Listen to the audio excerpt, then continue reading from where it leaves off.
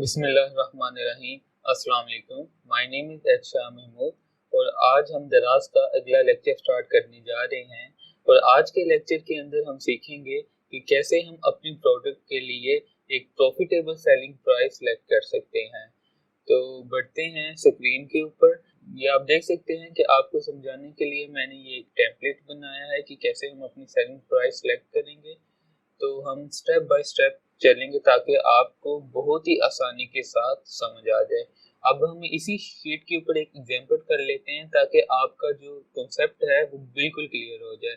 सबसे पहले मेरे पास जो आ रही है सेलिंग प्राइस, ठीक है।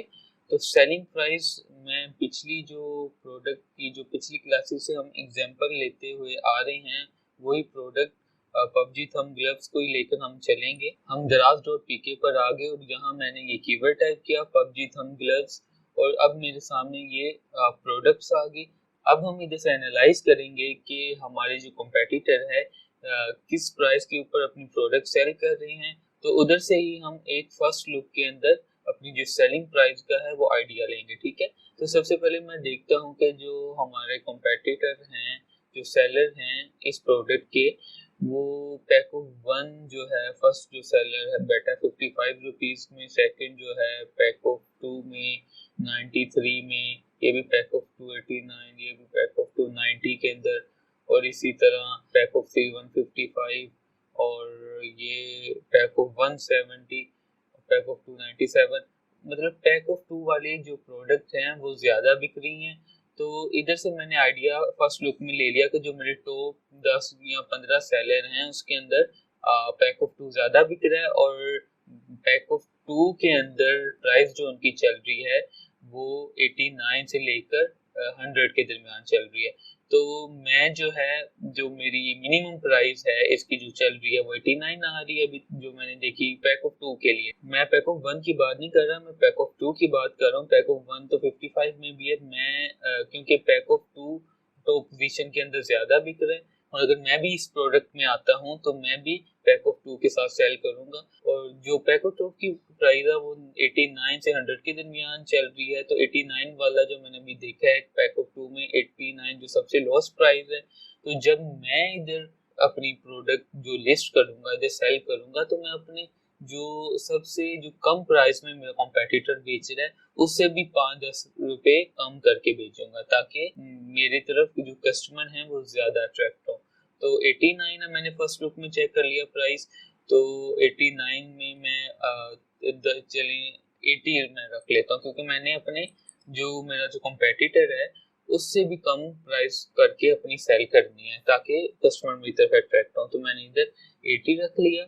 और नेक्स्ट मेरे पास आ गई कॉस्ट प्राइस कि मुझे ये जो प्रोडक्ट है पैक ऑफ टू कितने की पड़ रही है। मुझे होल सेलर है या जहाँ से मैं प्रोडक्ट खरीद कर ला रहा हूँ ये बेचने के लिए, वो मुझे प्रोडक्ट ये कितने की पड़ रही है।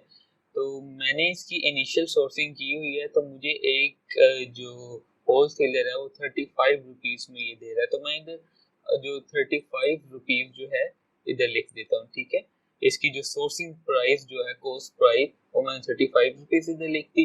और उसके बाद जो है दराज कमीशन कि दराज जो है मुझे इस प्रोडक्ट के ऊपर कितनी वो कमीशन चार्ज करेगा। तो ये दराज की कमीशन हम कैसे निकालते हैं ये मैंने आपको पिछले लेक्चर के अंदर भी बताया था। जिन्होंने वो लेक्चर अभी तक नहीं लिया तो वो लेक्चर आप लाजमी सुन लें ताकि आपको दराज कमीशन कैसे निकालते हैं उसकी कंप्लीट अंडरस्टैंडिंग हो जाए। दराज कमीशन जो है आपकी कैटेगरी के ऊपर डिपेंड कर रही होती है। डिफरेंट कैटेगरी के लिए ये दराज कमीशन जो है वो डिफरेंट होती है। तो मैं देख लेता हूँ मेरी प्रोडक्ट की कैटेगरी क्या है। तो मैं मेरी प्रोडक्ट की कैटेगरी मैं ये खोल लेता हूँ, टीवी ऑडियो मेन कैटेगरी, फिर सब कैटेगरी कंसोल गेमिंग, फिर उसकी सब कैटेगरी प्ले स्टेशन और फिर कंट्रोलर्स। तो ये मेरी कैटेगरी है। मैंने आपकी आसानी के लिए दराज कमीशन चार्ट का पहले स्क्रीनशॉट लेकर रखा हुआ है, वो मैं आपको दिखाता हूँ।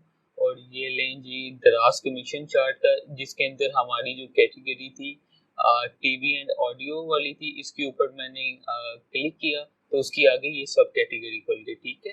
तो फिर सब कैटेगरी के अंदर आके मेरी जो दूसरी आ रही थी कि कंसोल गेमिंग के अंदर आके फिर मैंने इसके ऊपर क्लिक किया, इधर जो प्लस का निशान है तो वो आगे सब कैटेगरी खुल गई, ठीक है। फिर उससे अगला जो आ रहा है प्ले स्टेशन, फिर मैंने इधर प्ले स्टेशन के ऊपर आकर क्लिक किया तो वो आगे आ गई, और आगे मेरे पास आ रहा है कंट्रोलर्स। ठीक है, तो ये कंट्रोलर्स वाली जो है मेन कैटेगरी मेरी ये टीवी ऑडियो वाली थी, लेकिन जो सब कैटेगरी जो है मेरी कंट्रोलर्स है, जिसके अंदर जो मेरी प्रोडक्ट है वो लिस्ट होगी। ठीक है, तो उसके ऊपर मुझे कितना कमीशन चार्ज पड़ रहा है, वो 5.10% मुझे कमीशन चार्ज पड़ रहा है। ठीक है, तो ये डिपेंड करता है कि आपकी कौन सी है। अगर तो आप खाली कंसोल्स में जा रहे हैं तो इधर आपको 2% चार्ज पड़ रहा है। ठीक है, ये आपकी कैटेगरी टू कैटेगरी की जो कमीशन है वो डिपेंड करती है, और ये सारी जो कमीशन है ये परसेंटेज के अंदर है। तो अब मैं दोबारा शीट के ऊपर आता हूँ, तो इधर 5.10 मुझे पड़ रहा है, और ये 5.10 जो परसेंटेज है वो आपकी सेलिंग प्राइस के ऊपर आपको ये दराज कमीशन चार्ज करते हैं। ठीक है, तो मैं इधर निकाल लेता हूँ 80 मल्टीप्लाई बाय 5.10%। ठीक है, ये मेरे पास आ रही 4.08 रुपीज। अगर मैं 80 रुपीज अपनी सेलिंग प्राइस रखूँ तो दराज कमीशन मुझे 4.08 पड़ेगी। आगे मेरे पास आ जाती है फ्लायर कॉस्ट। अब फ्लायर कॉस्ट पर यूनिट एक पीस के ऊपर जो मैं प्रोडक्ट अपनी सेल कर रहा हूँ वो मुझे कितनी की पड़ेगी। ये प्रोडक्ट छोटी है तो ये स्मॉल फ्लायर के अंदर भी आ जाएगी। तो स्मॉल फ्लायर की जो प्राइस है वो आजकल 380 रुपीज चल रही है, और इस फ्लायर के अंदर 50 स्मॉल फ्लायर्स होते हैं। ठीक है, तो हम एक स्मॉल फ्लायर की जो कॉस्ट है जो कि इस प्रोडक्ट को पैकेजिंग करने के लिए पड़ेगी, वो निकालने के लिए हम क्या करेंगे कि टोटल प्राइस जो 50 पीसेस की है वो 380 मुझे पड़ रही है, 380 रुपीज। ठीक है, और टोटल नंबर ऑफ ये कितने हैं 50 हैं। ठीक है, तो मैं एक स्मॉल की निकालना चाह रहा हूँ, तो मैं 380 को डिवाइड मैं करूंगा 50 से। ठीक है, 50 पीसेज है ना, तो मेरे पास जो एक स्मॉल फ्लायर है उसकी कॉस्ट आ गई 7.6 रुपीज। मुझे एक स्मॉल फ्लायर इतने का पड़ेगा। ठीक है, आगे ये रेफरल फी है जो कि दराज चार्ज कर रहा होता है अपने सेलर को, तो ये 1.25% पड़ती है सेलिंग प्राइस के ऊपर। तो ये भी हम निकाल लेते हैं 80 मल्टीप्लाई बाय 1.25%। ठीक है, तो 1 रुपीज ये बनता है। ठीक है, और नेक्स्ट हमारे पास वैट है।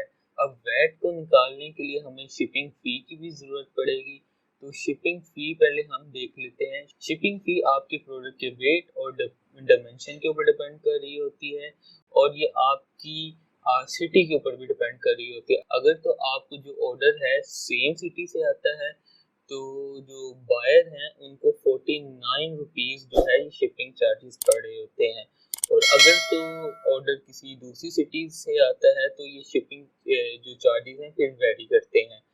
तो हम अज्यूम कर लेते हैं कि हमारी जो प्रोडक्ट की जो डायमेंशन है, क्योंकि पबजी थंब ग्लव्स है, प्रोडक्ट की डायमेंशन भी बहुत छोटी है इसकी, और इसका वेट भी ना होने के बराबर है, और मुझे ऑर्डर भी जो है सेम सिटी से आया है, तो फिर ये तीनों चीजें मेरी फुलफिल हो रही हैं तो मुझे 49 रुपीज चार्ज होगा। अगर तो इन तीनों में से कोई भी चीज फुलफिल नहीं होगी तो उसकी जो शिपिंग चार्जेस हैं वो अलहदा होंगे। और शिपिंग चार्जेस किधर लिखे होते हैं, शिपिंग चार्जेस ये देखें आप लिखे हुए हैं, ये आ रहा है होम डिलीवरी 49 रुपीज। ठीक है, तो इधर से आपको पता चल जाएगा।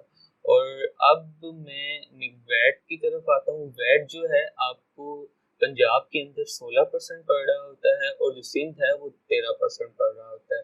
16% किस चीज का, 16% इसका कि रेफरल फी को आप प्लस करेंगे, प्लस दराज को कमीशन को प्लस करेंगे, प्लस शिपिंग चार्जेस को प्लस करेंगे, फिर इन तीनों को प्लस करके जो अमाउंट आपके पास आएगी उसका 16% जो है अगर आप पंजाब में हैं, जैसे मैं पंजाब में हूँ, तो उसका जो 16% है वो आपका वैट होगा। ठीक है, वो मैं निकाल लेता हूँ कि रेफरल फी प्लस दराज कमीशन प्लस शिपिंग चार्जेस, इसके मैं ब्रैकेट बंद कर लूंगा।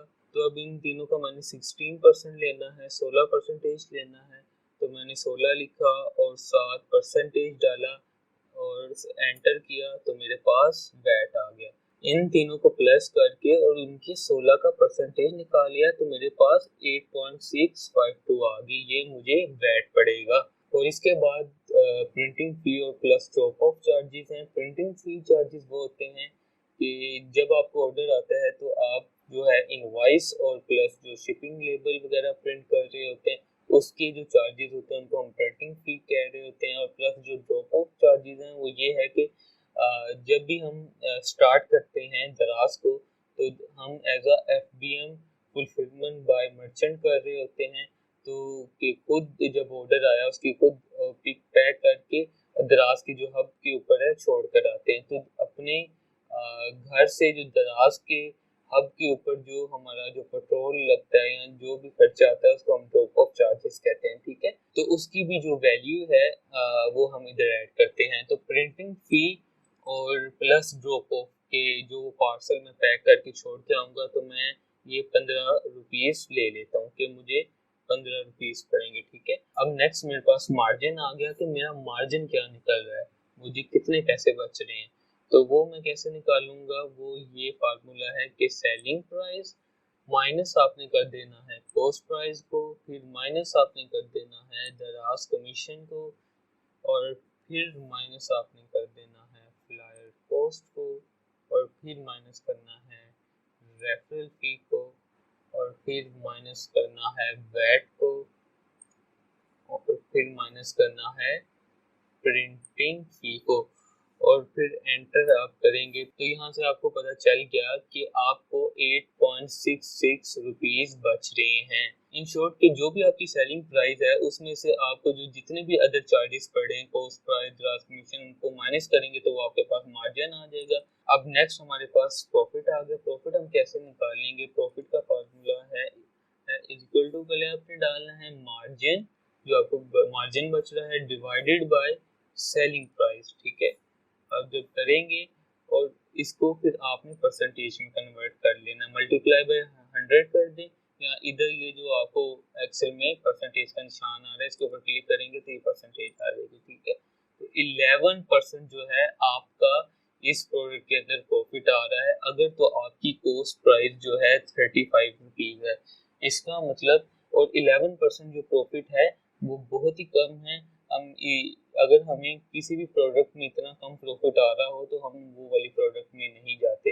तो हम ये कोशिश करते हैं कि हम जो अपनी सोर्सिंग प्राइस है उसको मज़ीद बेहतर करें ताकि हमारा जो प्रॉफिट है वो इंक्रीज हो जाए। तो यहाँ से मैंने ये भी एनालाइज कर लिया कि मुझे जो अभी सोर्सिंग प्राइस है वो बहुत ज़्यादा मिल रही है जिसकी वजह से मेरा प्रॉफिट बहुत कम आ रहा है। तो यहाँ हम कम से कम भी 25% जो है जिस प्रोडक्ट के ऊपर प्रॉफिट आ रहा हो उसकी प्रोडक्ट के अंदर जाते हैं। उससे ज़्यादा जितना मर्जी हो जाए वो बेहतर है, लेकिन 25% से कम ना हो। ठीक है, तो इसका मतलब यह है, मैं एडजस्ट भी कर लेता हूँ कि मुझे 25% किस पे पड़ेगा, मेरी सोर्सिंग प्राइस क्या होनी चाहिए। पहले मैं 30 करता हूँ, 30 करके चेक किया, नहीं 25 करता हूँ मैं। ठीक है, 25 में नहीं 22 करके देखता हूँ। ठीक है, ऑलमोस्ट अगर 23 रुपीज़ मुझे मिले और 80 रुपीज़ की मैं प्रोडक्ट सेल करूँ तो मुझे 26% प्रॉफिट मिलेगा। तो इस तरह हम अपनी जो सोर्सिंग प्राइस है वो भी हम चेक कर सकते हैं कि हमें किस सोर्सिंग प्राइस अगर मिले तो हम अच्छा प्रॉफिट ले सकते हैं। और इधर से ही हम अपनी जो सेलिंग प्राइस है कि हम सेलिंग प्राइस क्या सिलेक्ट करेंगे, वो मैंने आपको दराज के पेज से भी बताया कि कैसे हम कंपेटिटर को देख के भी सिलेक्ट कर रहे होते हैं और कैसे हम प्रॉफिट के अकॉर्डिंग भी अपनी सेलिंग प्राइस एडजस्ट कर रहे होते हैं। और इसी तरह हम अपनी जो कॉस्ट प्राइस है, जो सोर्सिंग प्राइस है, वो भी हमें आइडिया हो जाता है कि कितनी हम जब मार्केट में अपनी प्रोडक्ट खरीदने जाएंगे तो कितनी निगोशिएट करके हमने अपनी सप्लायर से जो प्राइस लेनी है ताकि हमें इतना प्रॉफिट आ सके। ठीक है, तो आज का लेक्चर इतना ही था। मैं उम्मीद करता हूँ कि आपको ये आज का लेक्चर समझ आ गया होगा क्योंकि मैंने आपको स्टेप बाय स्टेप बहुत ही आसान करके चीज़ें बताई हैं। अगर फिर भी आपका कोई सवाल है तो आप इस वीडियो के कमेंट सेक्शन में अपना सवाल कर सकते हैं, हम आपको टाइमली आपके हर सवाल का जवाब देंगे। और अगर आप इस जैसी और भी वीडियोस देखना चाहते हैं तो आप हमारे इस चैनल को सब्सक्राइब कर लें और बेल आइकन के बटन को दबा लें ताकि आपको आने वाली जितनी भी दराज से या ई कॉमर्स से रिलेटेड जितनी भी वीडियोस हैं उनका नोटिफिकेशन मिलता रहे। मिलते हैं आपको नेक्स्ट वीडियो में, तब के लिए अल्लाह हाफिज।